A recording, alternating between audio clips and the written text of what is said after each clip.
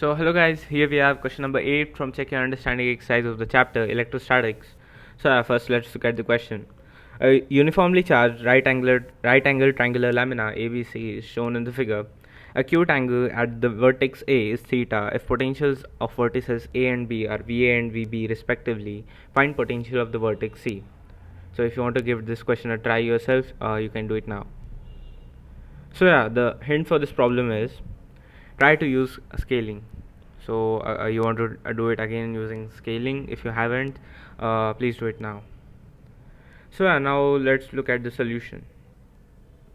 So whenever we have such type of problems when involving comparing ratios of similar shapes and stuff, scaling is quite powerful tool and can help a lot. And this setup is pretty common, and we'll get similar right angle triangle by dropping a perpendicular from the angle to the hypotenuse as shown.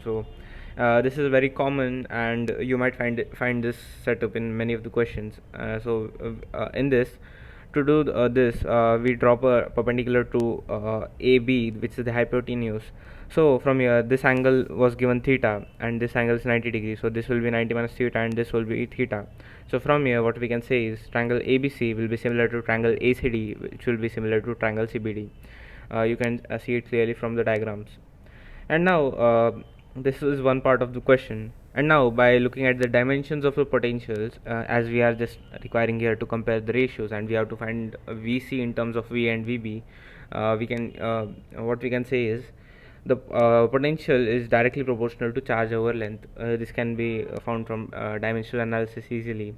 And here, as it is a lamina, so the charge is distributed over a surface, so the charge will be proportional to the length squared. So from here, substituting q as L square in the above equation, we get V is directly proportional to L, and the constant factor which will be there, it will be depending on its geometry. So if we change the shape, that constant will change. But here, as we are talking about similar shapes, the constant won't change in these cases. So from here, what we can say is potential at B due to ABC over potential at C due to ADC. So potential at B due to ABC triangle, the ratio of potential at B due to ABC, and the ratio of potential at C due to ADC can be given by this relation. So that will be in the ratio of AB over AC. Here I have considered similar sides, so here it will be AB for the larger triangle and AC for the smaller triangle.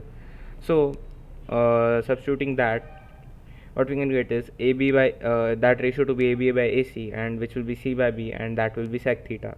And we know that the potential at B due to ABC is VB, so the potential at C due to ADC will be VB cos theta.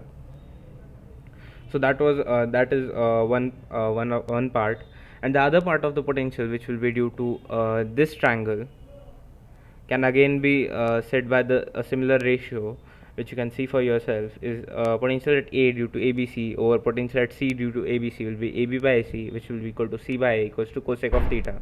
So from here, the potential at C due to BDC will be VA sin theta. So the total potential at C will be the sum of these two parts, which will be VA sin theta plus VB sin theta. This is the final answer, and the main idea of this question was scaling, and it's useful in many of the questions. So hope you all like the video. So please like, share, and subscribe. Thank you.